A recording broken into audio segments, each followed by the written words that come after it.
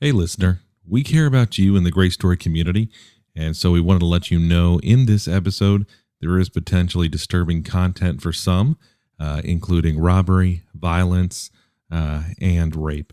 So we just want to let you know that just before we get started. Welcome to GraceStory Podcast. We're here to connect you with education, resources, and community that equip you for the journey of restoration. My name's Nate Davison, and I am your host here at GraceStory Podcast. Thank you for joining us once again for another episode, this time with someone that we know from conference of last year, Rachel Henry. She's going to be sharing her story, some of which she did at Conference 2020, but some of it you may not know as well as you listen in.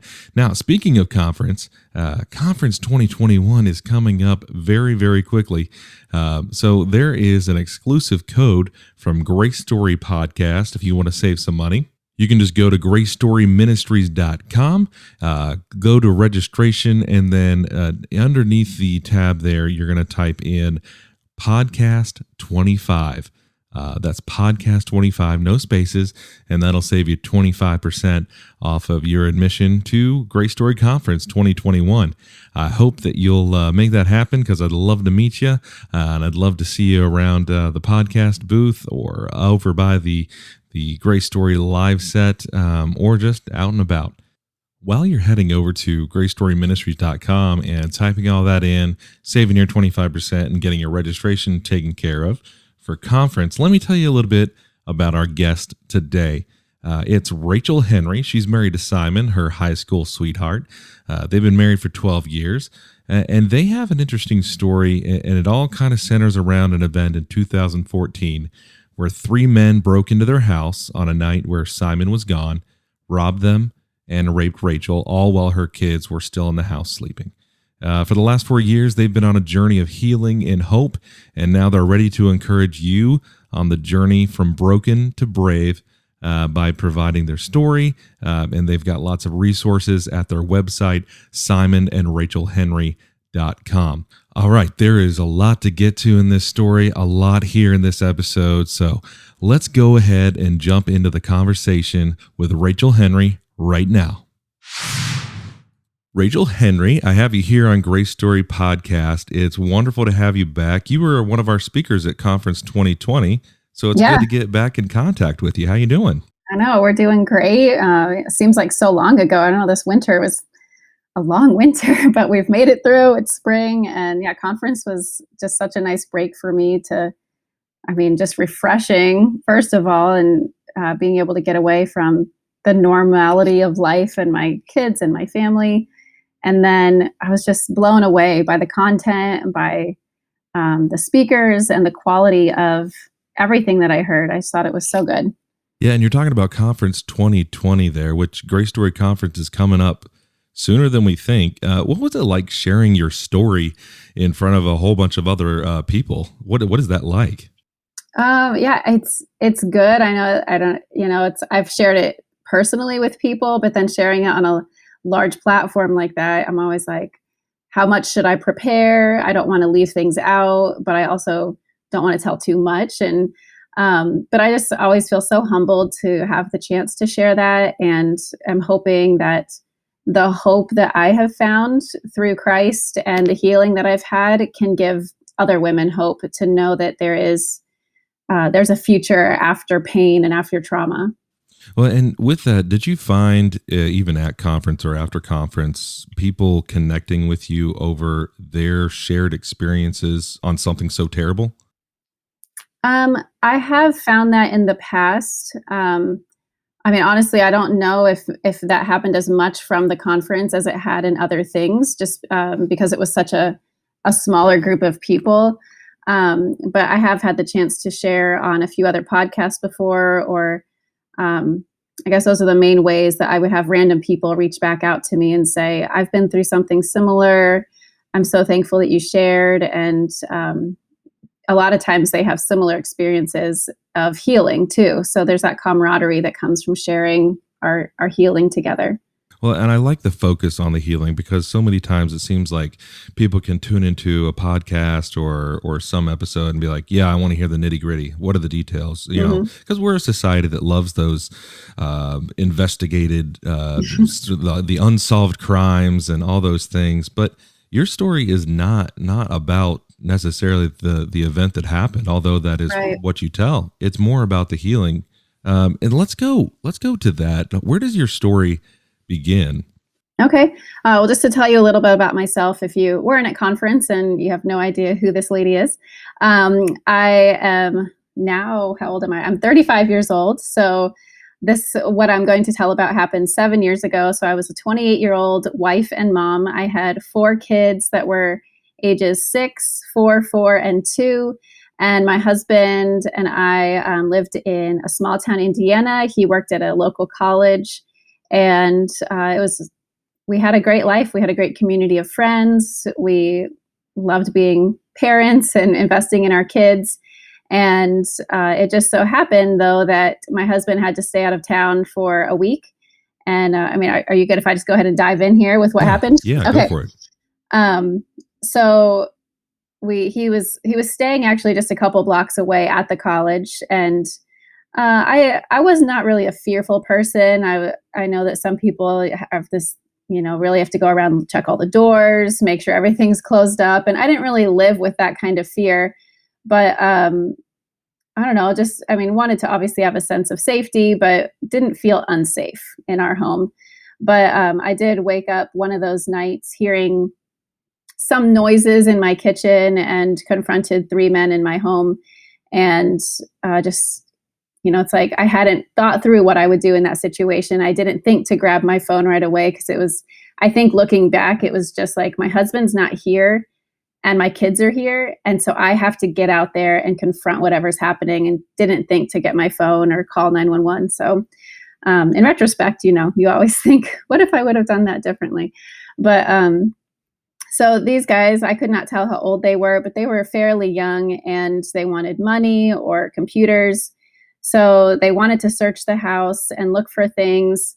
Long story short, they did go to search the house, but in the meantime, they also took turns and as a group proceeded to rape me multiple times and just take advantage of me in that way. And it was terrifying. I had never imagined myself in that situation and would never wish it on anybody. But I know during the whole time, I didn't necessarily feel afraid for my life. And I think the biggest concern in my heart was, Lord, please keep my children asleep. And I prayed that out loud. I prayed constantly, like, God, send your angels, keep my kids asleep. And it is a miracle that he did. And so none of my children woke up during that, even though these guys were in the rooms, rummaging through drawers next to my sleeping kids. And it is just God's complete miracle that he sent his angels to keep them asleep. So I'm so thankful for that. And so I'm also, another thing to be thankful for is they were not physically violent with me. Beyond the obvious of what was going on, there was no beating or there was no tying up. And these are things that I've heard from other women's stories, which is why I bring that contrast of, and I don't know why they left without further physical harm. But again, that's another aspect that I choose to be thankful for in the midst of it. So they stole my phone and our computers. They took any random change or money they could find around the house. They took my purse, but I guess they didn't want it, because in the morning I found it all over the alley. And they left saying, "Have a blessed night." And that was it. And I was just like, what just happened? I don't know what to do next. I don't have any way to contact somebody without actually leaving my house. And I didn't want to do that. I thought, I'm going to stay here with my kids, and there's not really anything I can do if I leave right now.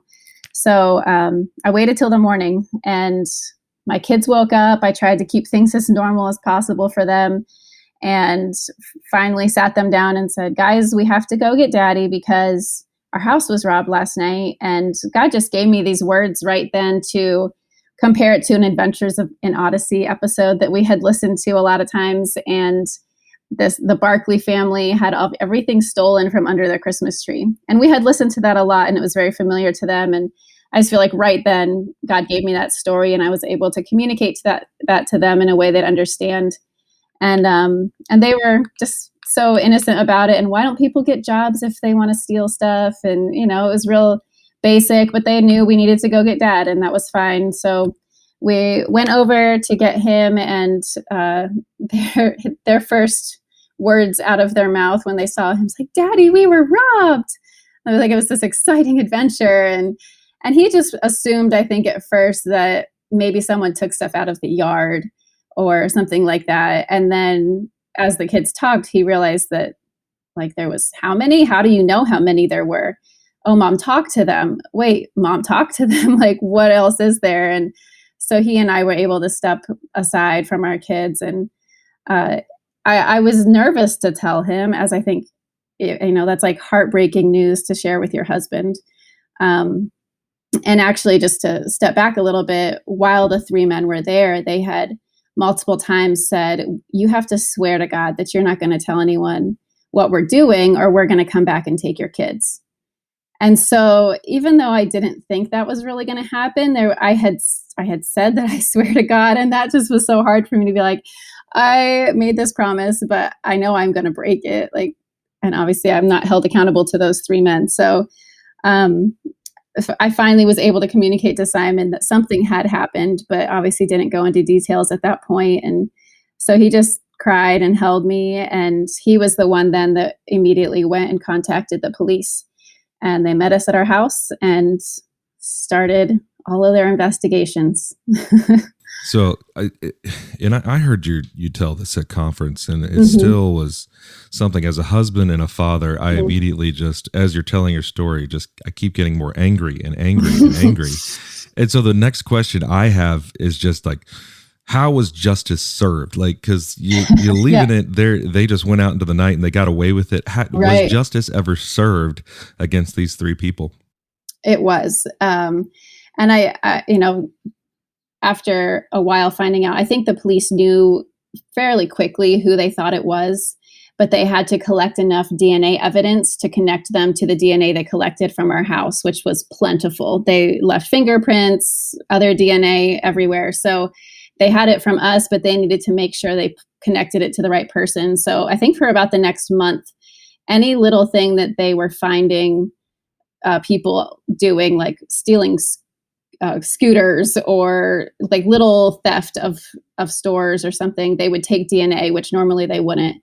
And so through that, they were able to get a solid match of all three of them. And so it was actually almost exactly 1 month until they arrested all three. So it's fairly quick.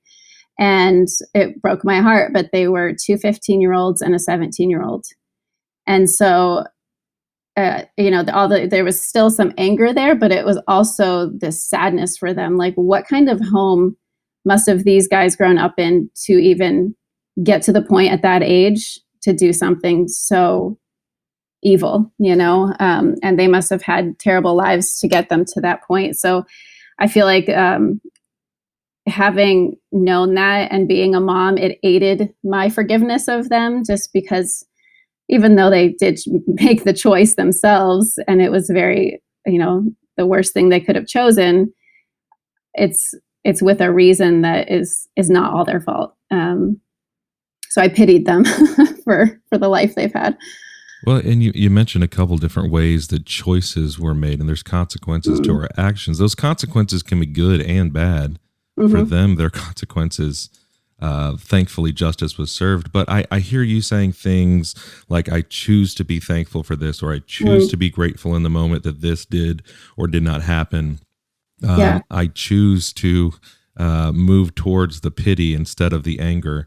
And then you mentioned choosing to forgive. And you mentioned this at conference too, the importance for you, not necessarily for them, to forgive. Can you? And that is a mind-blowing thing, to forgive an attacker, to forgive somebody who could have sent your life in a spiral. Yeah. And seemingly did for a while. Yeah, it definitely changed everything about life for that time. So how do you, what was the significance, and why do you say it's important for you to forgive them? I mean, several reasons. One, less important one, but I think it's important even in me knowing to share my story, is I had heard other women share stories at a couple random times in my life. Maybe not in a story exactly like this, but stories where something terrible happened to a woman and she chose to forgive. And I remember thinking, that's what I would want to do if that ever happened to me, because I can see the work of God in that woman's life. And so I never knew I would have the chance to put it into practice like that. But I remember, like, I couldn't tell you anything else about those people's stories, except I remembered they chose to forgive from the start. It wasn't like this years of processing. It was like, I know I'm going to forgive these people. So that's one thing. And I've never actually shared that anywhere else before. So that's a new one for you. But I just think it was so clear to me that as a believer in Jesus and his command to forgive, and that the way we forgive other people is how God will forgive us, is like, I can't change. I can't try to finagle that statement in a way that lets me have anger against these people. Like, it's so clear, like God says to forgive them. I think a lot of practice had gone into me trying to see the perpetrators as the way God sees them, that he's willing to forgive them. Why would I not be willing to forgive them? And I just couldn't, there was no way for me to get around it. And so it was that choice. And I also think another thing that really played into it, and I know we'll get more into this, but God was just so faithful in the aftermath of what happened, and the way that the body of Christ came around us, and the way that he restored so many things, that I almost felt like I had no choice to, like, how could I still choose to be angry after so many good things have now happened? And unfortunately, that's not everyone's story. Like, not everyone has good things happen after a trauma. And so I definitely understand that when I tell my story, it's not like I expect everyone else just to magically be like, okay, now I'm going to forgive if things are still terrible. There's so many factors and so many different stories that can make that aspect harder. Well, and as I hear you, I'm thinking that myself, trying to channel a listener is like, oh, that's great. You have everything lined up apparently to deal with this. You've apparently planned ahead of time what you're going to do if it happens. Like, I don't have a support structure. I don't have people. Mm-hmm. Some people probably even know their attackers before that happens. Exactly. That makes it so much harder. I'm still living with my attacker. So thinking about that, but the main thing I gleaned from what you're saying, while the circumstances are different, it is a choice either way. And do with that what you will. But you've kind of alluded to this a little bit, but I want to ask the question, how did your experience impact your faith moving forward? I mean, 100% did impact it. I think I had a good foundation of my belief in Christ, my investment in my spiritual life. But I feel like I had never really been put to, I guess, a test where your faith is tested and you're really given the chance, okay, now that something hard is happening, now what do you really believe? So I felt like this was definitely a test, right? Like, I was put to the test, and it was like, what are you going to do now? But again, it was like, it brought up a lot of questions as far as like deeper theological things, like, how does God let this happen? But this happened to me one time for like 30 minutes. And there's women on the other side of the world who are experiencing this multiple times a night, every night, and this is their life. How do I reconcile that? And so it just opened up my mind to this so much pain that's happening in the world, and how does God play into that? And I don't think it's a question that I've answered, other than to narrow it down and say, what is my part in helping other women out of their pain? I can't understand the pain in the whole world and what's happening, but I can focus in on what can I do to play a role in helping women heal. And maybe some of those harder questions I've just let go, because I know that I won't find the answer in this side of life. So, but like we were talking about choices and intentionality, I stayed in God's word. I took time to get away, either like with a women's retreat or obviously kept going to church, and which was sometimes awkward. I know sometimes if you've gone through something, you know, everybody knows what happened and you feel like everyone sees you and they're thinking about what happened. But I went anyway. And just, I guess I always try to assume the best about people. So if I ever thought people were looking at me, I was imagining their thoughts to be positive towards me. So maybe that helped. I don't, maybe other people would see the negative and think everyone's being critical of them. But I guess that's the lens I see the world through, is a positive one. But kept going to church, getting in the word. And I just feel like God was so faithful as I put in the time and dug in, read books, tried to find healing, that he did the healing. It's like math. Like you put in the time, God shows up and you find healing. It's not going to happen without your own investment. Well, and a couple things you say, and I hear as positive or healthy coping mechanisms, such as reframing your thoughts. Because I feel like after trauma, and I think evidence would show this, it's very easy to just have the negative framework and keep devolving. And then also, it doesn't sound like you moved towards isolation at all. No, not at all. Not only a biblical concept of community, but also a GraceStory concept of community. And then everyone, you need that support. But church, you know, with yours, your story was probably in the news and everybody knew, and they're probably following it. So it's probably very, very difficult for you not to have anybody anywhere not know kind of what's going on. How did you find people beyond just the general church community to connect with about this? Was there anybody special that you connected with on this? As far as I know, everyone that I reached out to was probably related to my church or to the college, which was also a Christian college. So in that circle, I feel like they were all having the same beliefs as me and there to support me. But as far as then counseling, being connected to the college, we definitely had access to, I would say, some higher level connections. As far as the people who are teaching psychology had really good connections and the experience to know you need to go to this person. And so having that, like I had a lady reach out to me and say, I'm going to take you to this counselor that I used when my husband died. And she's like, I'm paying for your first couple sessions. I mean, like just this amazing outpouring of support that if I didn't have that, I don't know how long it would have been until I found the right kind of counseling. And so, it's another one of those parts of my story that I'm so thankful for, but again, is not what's normally experienced by people who are going through something on their own and don't know where to. I mean, if you're just on your own, like I've moved to new areas now and I'm like, how do I find a counselor? How do I know who's good? And I don't know who to ask because it's not really something that's talked about. That's one thing I love about what GraceStory did was having that reference of being able to support or to connect people to reputable counselors or chiropractors, or like any of those things. I feel like GraceStory is really trying to get a network of reputable people so that there can be quality help. Yeah, and following up what you're saying, because there may be somebody out there, again, listening like, that's great.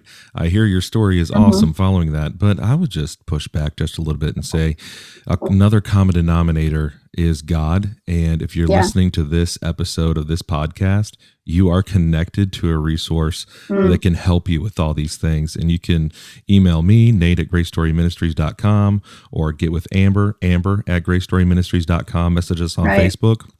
And we can help you get connected with resources, community, all those things to help you move through some of this. But Rachel, you're not alone in all this. You have a family, you have kiddos. How did this affect them and more your interactions with them? How did this affect your parenting as well? I definitely believe it has. I don't know if at the time if they just think if your house is robbed that apparently you you pick up your whole life and you move around the country for a couple of weeks and then you get a new house. That's probably not what most people do when they get robbed, but they obviously didn't know the full extent of what had happened and what we were trying to work through. I was actually just commenting to my husband the other day. I was like, can you believe after what we've been through, and like our kids know that our house was robbed in all of the year, it's going to be 7 years this summer. I don't think any of them have ever voiced the fear of someone coming and breaking into our house. And I'm like, what in the world? When I was a kid, I was super scared of someone breaking into my house, and it had never happened to me. I didn't have a reason to be scared. It was just this fear. I'm like, God is so good. And I feel like he's really helped me to try to speak. What's the opposite of fear? Courage, bravery, not being afraid to my kids, especially concerning things like that. If we ever talk about fear or locking our doors at night or just those things, like I never go to the extreme of, guys, we need to really make sure we're safe. I don't try to voice any anxiety to them or place that fear on them of, we need to really be on the lookout, because then I think that could create that fear in them of a feeling like, oh, well, if mom's scared, then maybe I should be scared.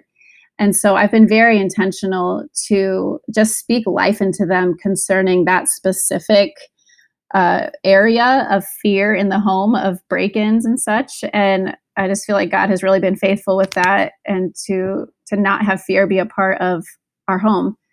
And so I'm really thankful for that. And just as far as parenting, like I said, our kids didn't and actually still don't know the full extent of what happened to me.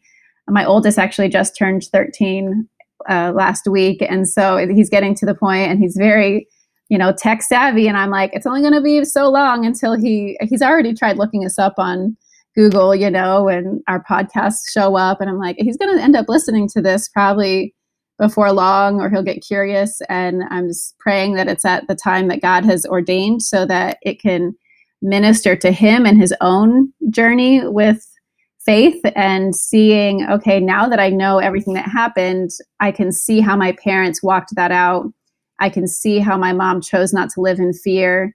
And I really am praying that that becomes a part of their testimony and their belief in Jesus, because they're seeing it walked out, even though they didn't realize it all at the time. I love that. Parenting is so hard anyways. It's so hard. To add something of that magnitude to the learning, because parents are learning right along with the kids. Oh, yeah. We're just, kind of admitting it a little bit more these days. Yeah. And I didn't add, we had 4 kids at the time, but we've had 2 since. So I now have 6 kids, ages 3 to 13. So you're one of those parents that people look at like, why do they have so many kids? That's a bunch of weirdos. I just wanted to see what they would all look like. That's all. Well, I know my sister Amber, she has 4, and that seems to be a big family. That's the kind of family I grew up in. We had 4 kids. Yeah. So I don't know. I guess you're only supposed to have 2 these days, but life would be so. We just had 2 with us the other night for something, and I was like, Simon, can you imagine if we only had 2? Like, what would life even be like with only 2 kids? But hey, God bless you if you have 2, because I know God gives you what you can handle, and no matter how many you have, it's enough. Well, there has to be a point where it just does, add 2 or 3 more. It's not going to make a difference there. Oh, I don't know. But somehow when you take one away, it can make all the difference. Like, one kid's gone. It's like, whoa. Speaking of kids, we have, we call them kids, but teenagers and college students. This is not a phenomenon that happens after college or after high school or out of, middle school. There is no age limit to sexual assault and rape. It's so true. So let me ask you this question, and if you need time to think about it, but what would you say to a teenager or a college age individual who is connecting with your story and hates it, that they have a connection there, and they're reeling from being sexually assaulted, and they don't even know what to do next? They are so confused. What would you say to them, speaking of their life? Again, this takes effort. And like you said, I love that you pointed out like that God is the best connector and can connect things even when we don't see them. That's true for me too, right? Like, I didn't know I had those connections before my trauma. God brought them to me. So God can bring them to you too. I actually was talking to someone last night who went through a terrible sexual assault, and she reached out to a group called RAINN, RAINN. And I actually was not familiar with this. It's an acronym for something, but it's basically a sexual abuse hotline that connects you to resources in your local area.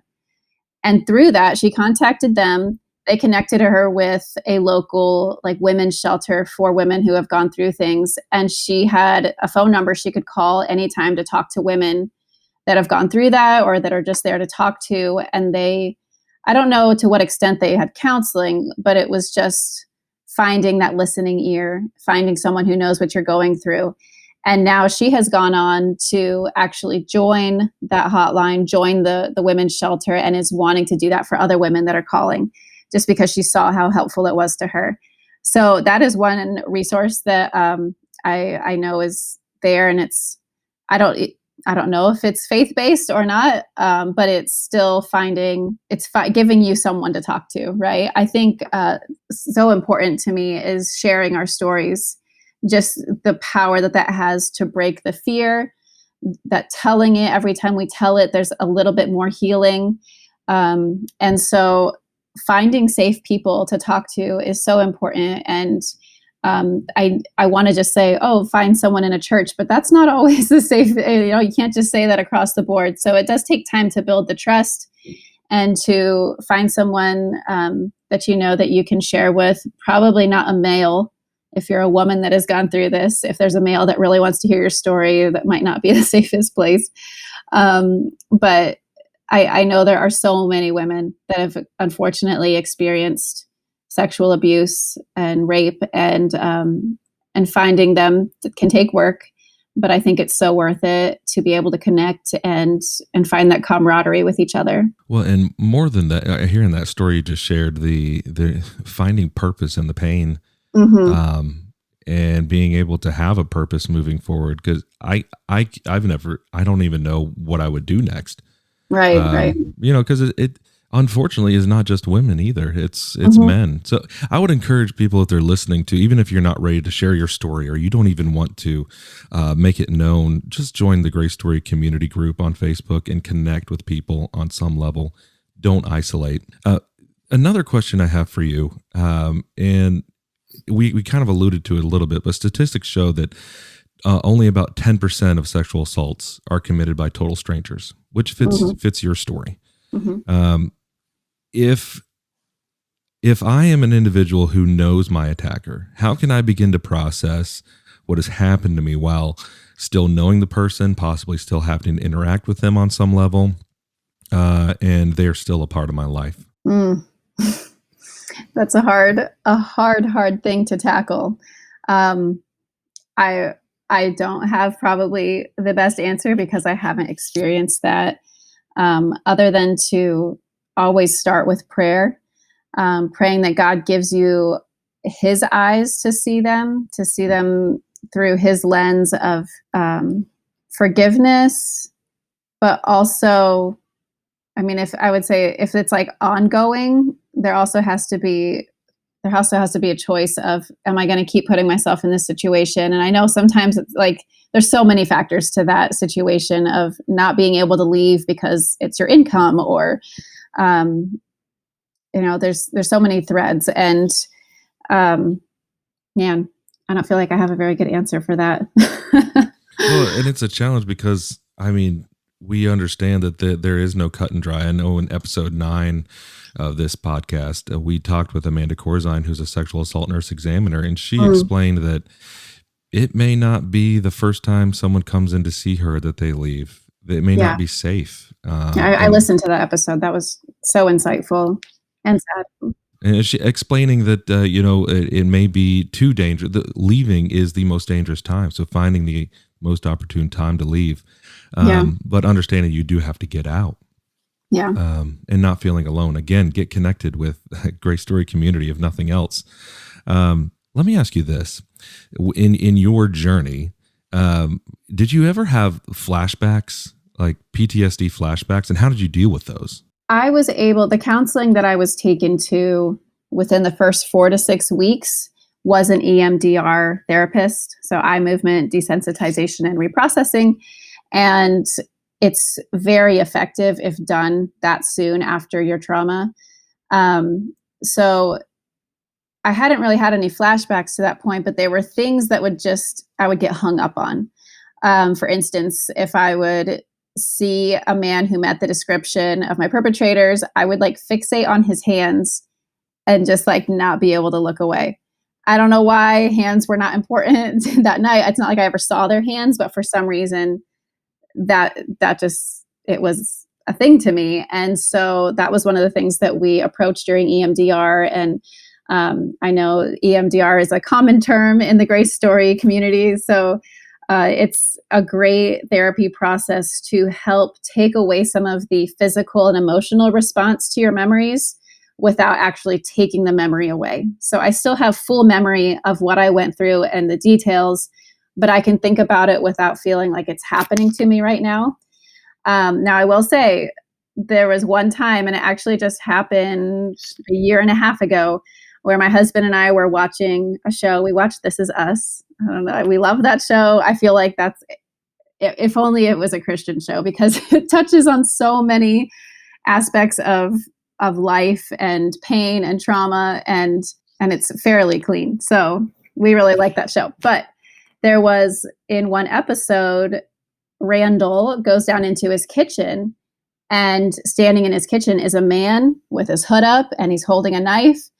And it was totally unexpected. Like, it didn't give you any, I mean, obviously that's how break-ins are. It's not like you know it's going to happen. And I was completely shocked. I froze, and then I just started crying. I sobbed for like 10 minutes. I was like, this must be what flashbacks feel like, because I had never experienced that before. And it was really scary. And I mean, after that, I feel like, I got over it. I moved on. But it was just really interesting to me how seeing that and being so caught off guard, what it felt like to experience that. And so I haven't gone back to EMDR for that. But I think it's probably, in some ways, I remember my counselor saying, we don't want to do EMDR to all of your feelings about fear, because we don't want you to totally live this fearless life. She's like, we still want you to go out from the grocery store into your car at night and still be like alert. Whereas if we do EMDR to everything you ever feel afraid about, you might not feel fear, and fear is a good thing in some cases. It's like you need a healthy amount of fear to protect yourself. So I thought that was interesting. But yeah, so I definitely think EMDR was very helpful to me, especially being that soon after the trauma, and I still recommend it to people. Well, and Amber, I believe it's in episode 2 when she talks about her story way back at the beginning of these episodes. She mentions EMDR, and I think there's a link in the show notes of that episode as well. If you have more questions about that as a listener, you can message us, and Amber or Ryan can help you understand a little bit more about that. But speaking of those emotions, those challenges with those difficult emotions, you mentioned that you shouldn't just not interact with them at all, and you shouldn't just interact with all of them all at the same time. Challenging difficult emotions after trauma, how did you work through when to confront them and when not to? I mean, I think I just did it as they came. So another short example was, I don't know, it probably been a couple of months. We were living in a new house, and I had to go downstairs to my living room to get a blanket for my kid. And all the lights were off already. And I walked down the stairs, and I thought, it's really dark. That's a little bit scary. Should I turn on the lights, or should I just go get it? And I thought, I'm going to face my fear, and I'm going to walk into this darkness, and I'm going to get the blanket. And like, it's this tiniest example, but I feel like that little step, it's like I chose courage over fear in that moment. And it's almost like retraining yourself that I can do hard things. I can confront the fear. And it's not like I was doing something foolish. I'm just walking into my living room in the dark. So it's not like I'm saying, go out and do something crazy. It's not like, don't go find a dark alley to walk through at night. That's not the same thing, but in those little moments where it's safe, but you feel afraid, take those little steps of courage. And emotions, I embraced them. I cried a lot. I cried in front of people. If there was, I can share my story sometimes and not cry at all. Sometimes I've told my story and cried like a baby, and I'm always embarrassed, but it's like, what else am I going to do? It's just crying. It's going to be okay. And I have to think that those emotions are either for my healing and I'm getting them out, or maybe it's for a person who's listening, and that show of emotion is really helping them to connect with my story. So either way, I think that letting those emotions out is really crucial, and it's okay to show them. Well, and I like that you recognize the emotions themselves are not like something good or bad. It's like, oh, I have emotions. I need to squelch this. This is terrible. Yeah. Or, you know, I mean, Jesus himself was an emotional being, and there's many stories of his emotions, you know. So I want to ask you, because I want to dig deeper right there where self-induced exposure therapy, I guess, is in your tool bag. But what other actions helped you kind of work through some of the things on your restoration journey? What other actions have you found helpful? One thing that is definitely doable is finding a self-defense class.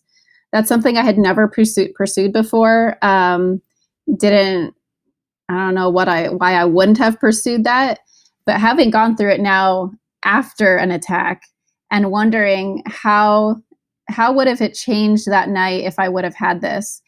A lot of it isn't just about hurting the other person. A lot of it has to do with my demeanor as a possible victim. Like when someone is possibly attacking, even my demeanor and standing up against them firmly and yelling no or stop can be enough to offset them. And that makes me wonder, what if I would have been stronger that night, not with trying to physically fight them? It was 3 men. That probably wouldn't have ended well. But even from the beginning, what if I would have been more firm in my no, get out of my house, I'll call the cops, and I didn't even go there that night. It was just like, I was like, whatever you want, take it. And so I think that class was very healing for me to take afterwards. It definitely brought out a lot of emotions, going and attacking these dummies and hitting them. And then at the end, you actually have to do it against your instructor. So you're actually going against 2 real men. And man, that brought out a lot of emotion. So with that, because I can only imagine, did you find that terrifying or empowering or a blend? What was that like to go up against a man or multiple men again? Yeah, it was definitely a little scary.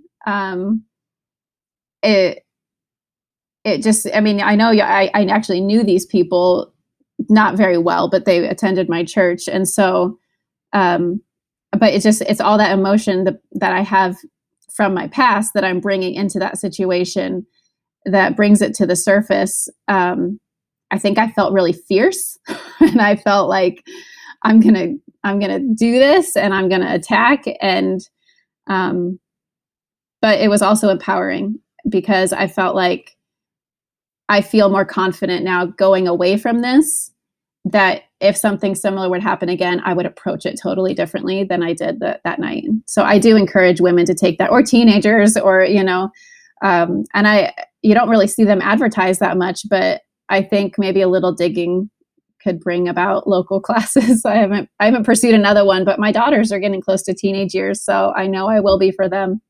Well, and I always imagine a self-defense class, run out of a strip mall somewhere. There's got to be good options out there somewhere.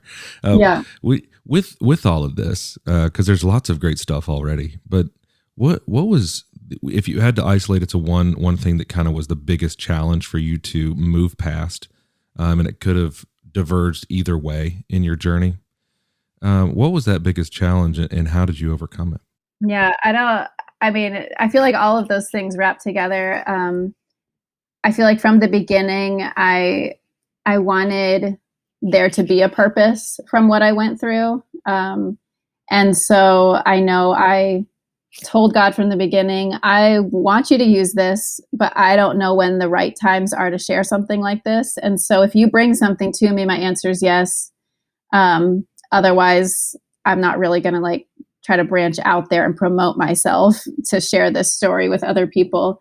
And I feel like that's actually been a really important part of my continued healing, because I've been given those chances now to share. And every time that I have to go back and share my story, there's more healing that can be done. And sometimes there was one chance I had to share where I shared a lot of detail. I really went into the details of that night, and then very specific things about the following days and my healing, and having to go back through and kind of live that. It's healing every time. And so I'm very thankful for the chance, the constant reminder I have of what God did, and to be reminded of his faithfulness. And I don't know if everyone's going to have the chance to do that, but I think if you give God kind of free rein with turning your pain into a purpose, that he'll bring the right opportunities to do that. So I think that's a really important part of turning our lives around and finding ways to help others.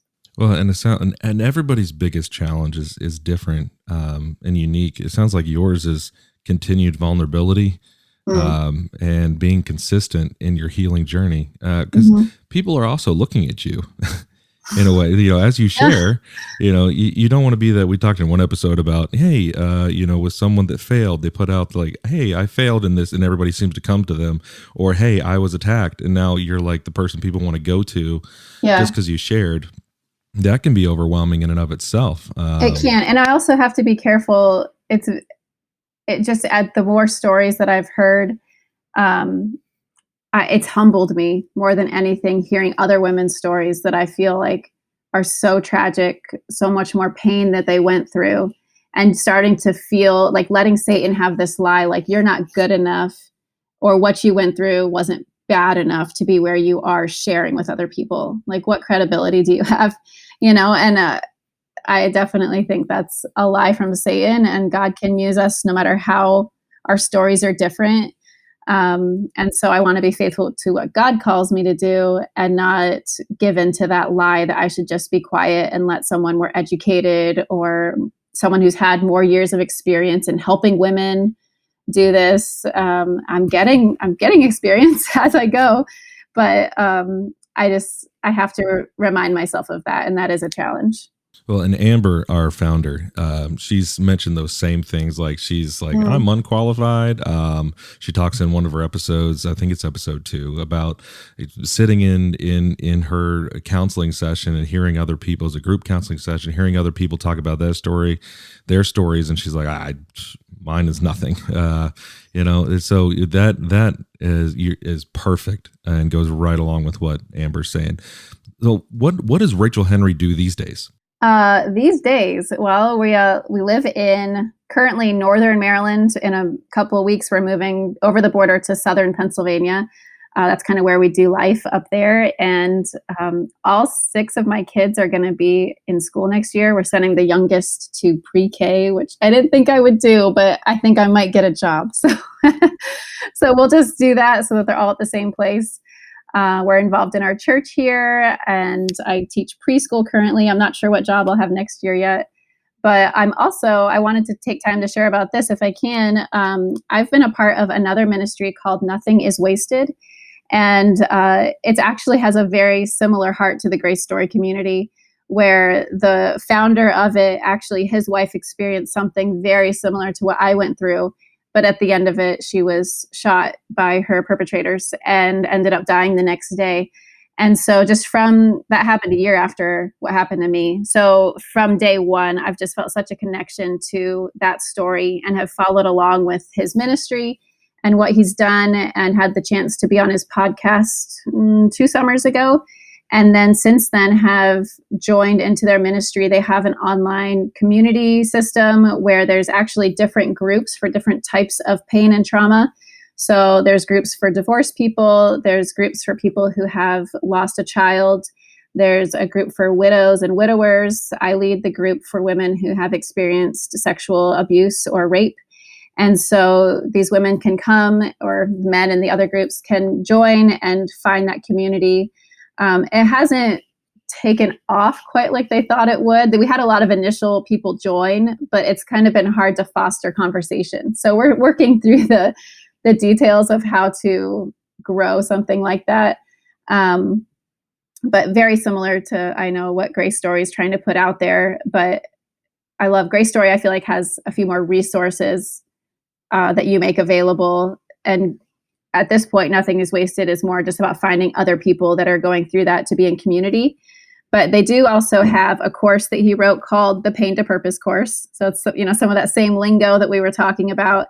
And I actually just yesterday did the last session with a group of ladies from my group. It's a 10 session series, and it just hits on so many of those same parts of healing that I feel like no matter what your trauma or pain is, the process of healing is kind of the same. And like you were saying, like about listening to other people's stories, there's almost something comforting about listening to how other people have healed from their pain. They could have gone through something totally different than you, but surprisingly, a lot of us end up going through the same processes as we heal.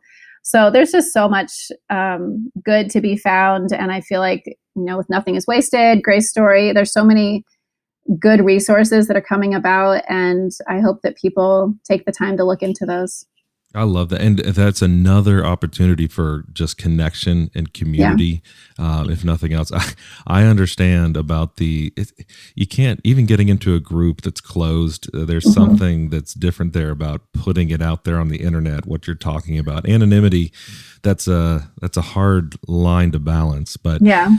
As we come to the end of this episode, there's a question I like to ask and give you an opportunity. If you could tell our listeners just one thing, I'll leave them with one thing about what we've talked about today, something you want them to really remember, or an action item that you want them to do, whatever it might be. Well, if you can talk directly to the listener, what would you want to say?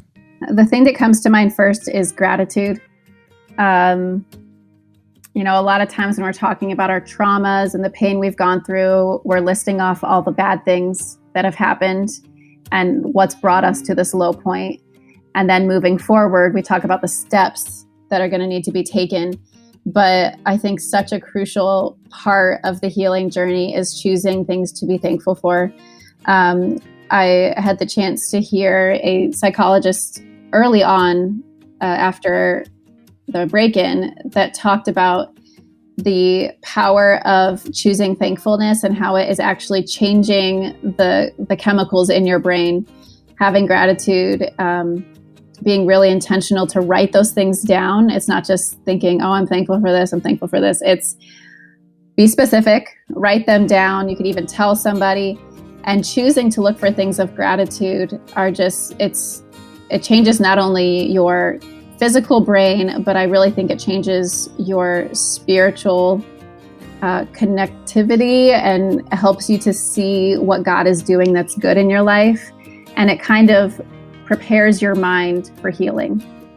So those other steps are obviously like counseling or community. Those things are very important. But in your own mind, you need to be fostering an atmosphere of gratitude so that you're ready to receive the things that come your way for healing.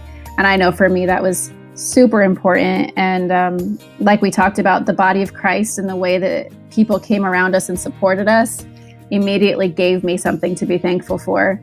And so whatever situation you're in, looking for the positive, asking God to show you the things if you can't think of them on your own, and just allowing that work to transform your mind so that Christ can continue to do the work that he wants to do in your heart. Accentuating the positive can seem so trite, but having it come from someone like you and the experience you've been through, the trauma, and then your continued healing process, it makes you do a double take and say, there's something here. And I love that coming out of that. Gratitude prepares your mind for healing. And if healing's the end goal, then gratitude is a tool. Definitely. I love it. Well, thank you so much for coming on the podcast and joining us for this episode. I really appreciate it. I hope we see you at conference. Sounds like you got a lot going on in life, but that conference is coming up in November. If anybody wants to go there, you can go to GraceStoryMinistries.com, click on register and get some more information. But Rachel, thank you so much for coming on. Thanks, Nate. I enjoyed talking to you, and I just will continue to pray for any of the listeners that God will continue to work in your hearts the way that he has in mine, and there is hope. Wow. Every time I get done with one of these episodes, and I hope you feel the same way listening in, I am challenged. I'm always inspired, especially when we have a storyteller on. And if you like stories from people who are passionate about using their story to help others, you're not going to want to miss GraceStory Conference 2021 coming up in November. There's going to be storytellers just like Rachel Henry, followed up by qualified master's level or field expert instructors who are going to not only help you understand and relate to a story, but then the instructors are going to give you action items and relevant ways to move forward in your journey of restoration based on those stories, and put some tools in your tool bag for later on down the road. So if you want to save 25% on that, head on over to GraceStoryMinistries.com, click on registration, and type in podcast 25 to save 25% off. As always, thank you for listening. If you've enjoyed this episode and you'd like to help support the podcast, the best way is to share it with others, whether that's word of mouth, sending it via text, or posting about it on social media, leaving a rating or review wherever you listen. To catch all the latest from GraceStory Podcast, you can follow us on Instagram at GraceStory Podcast, all one word. We're also on Twitter and Facebook. All sorts of good things over there you're not going to want to miss out on. We'll be back in 2 more weeks with another episode for you. We hope that you'll tune in then, or go back, listen to past episodes, share those with your friends as well. But we'll be back in 2 weeks with another episode, and until then, we'll be praying for you on your journey of restoration.